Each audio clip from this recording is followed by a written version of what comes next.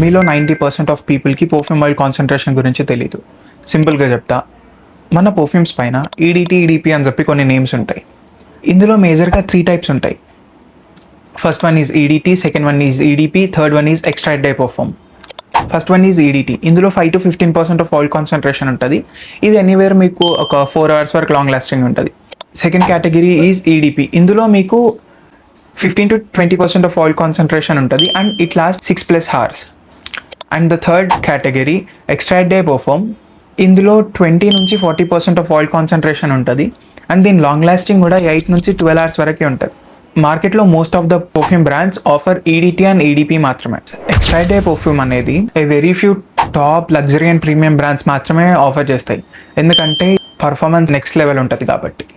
మన రావిషింగ్ సోల్లో కూడా we use 30% of oil concentration.